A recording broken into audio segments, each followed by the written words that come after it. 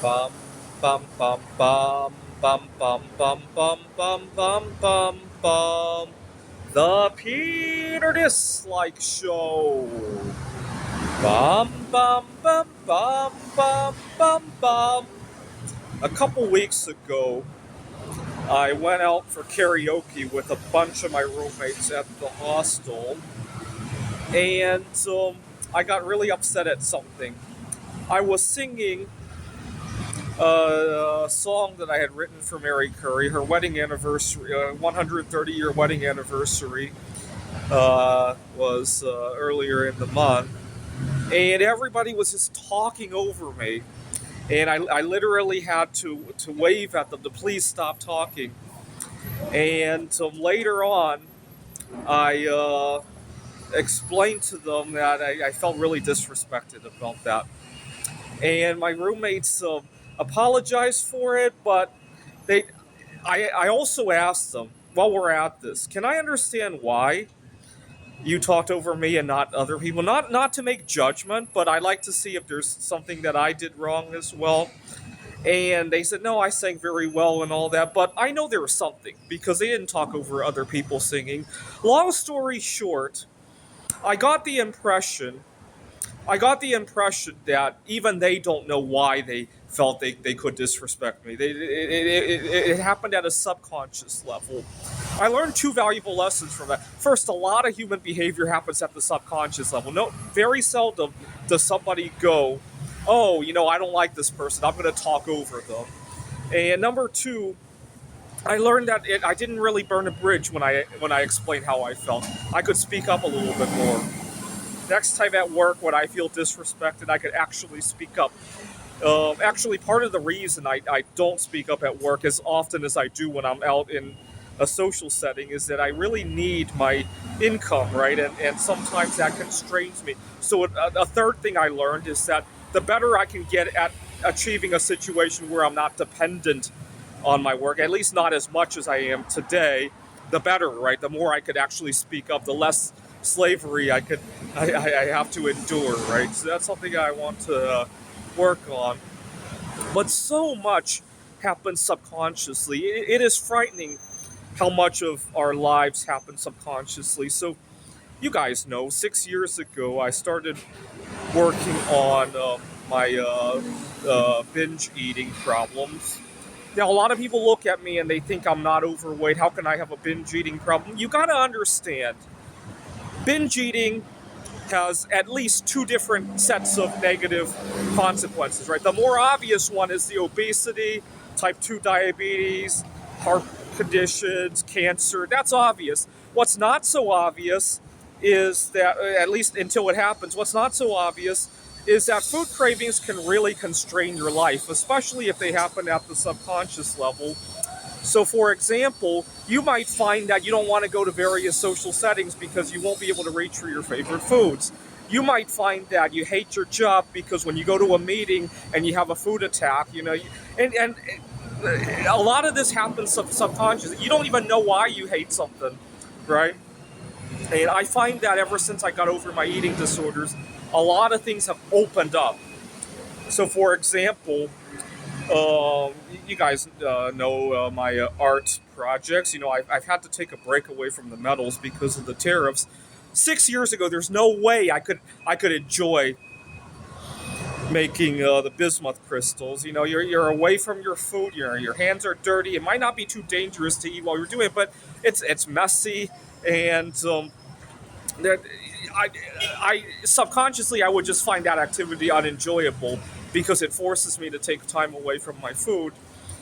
Now, 20 years ago, my family and I had traveled here to Taiwan. At the time, I was addicted to soda, and my mom was really upset because one night she had bought a 1 liter bottle of soda. I think she paid about 100 Taiwanese dollars, so 3-4 US dollars. Now, keep in mind that the GDP in Taiwan is considerably lower than that of the US, especially back then. Maybe not so much nowadays.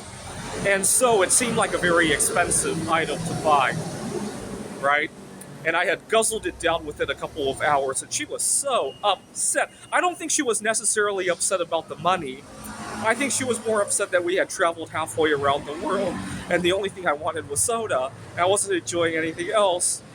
And now, why was I drinking soda? It turns out I don't think I really enjoyed the physical taste of the soda, right? It was the resistance to change that I was having a difficulty with, right?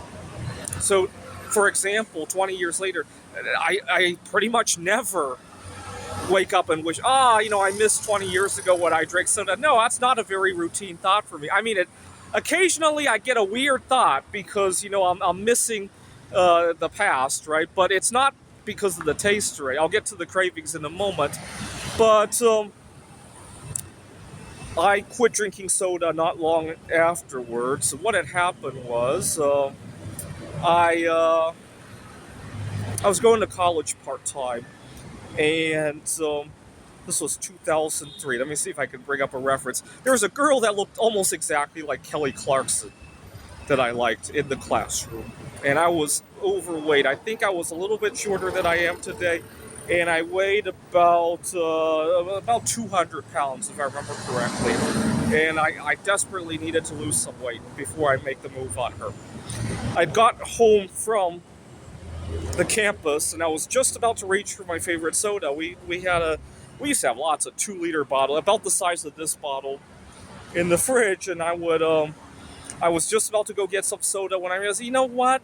Let's try some water first, and we come back to the soda later. That's literally what I thought. I didn't think I was going to be successful not drinking the soda.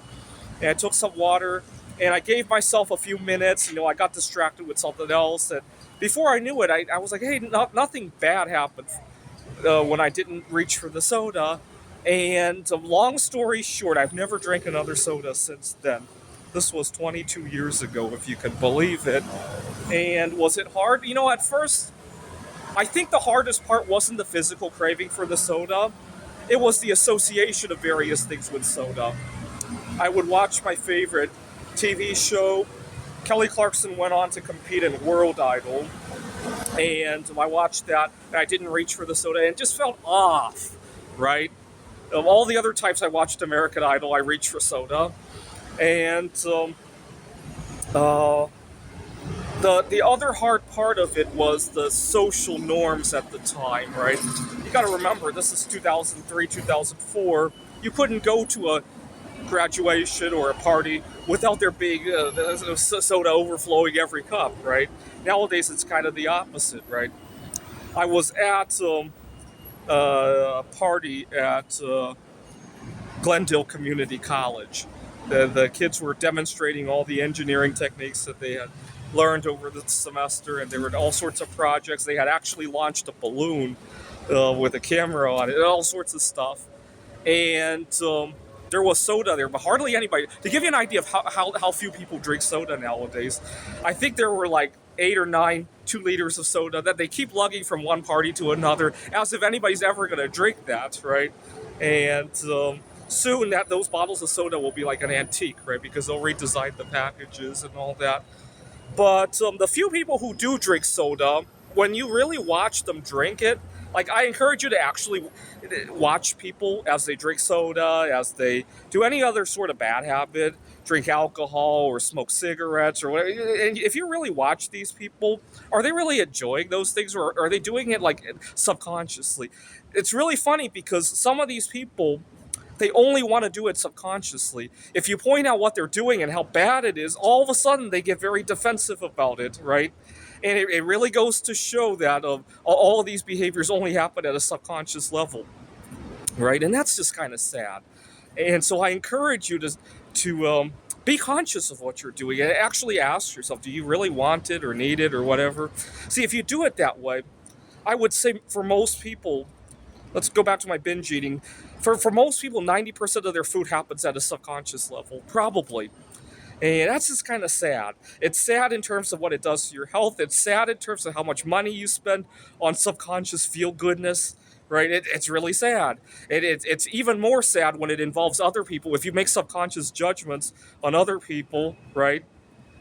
This is the Peter Dislike Show. Bum bum bum bum bum bum bum bum bum bum bum bum.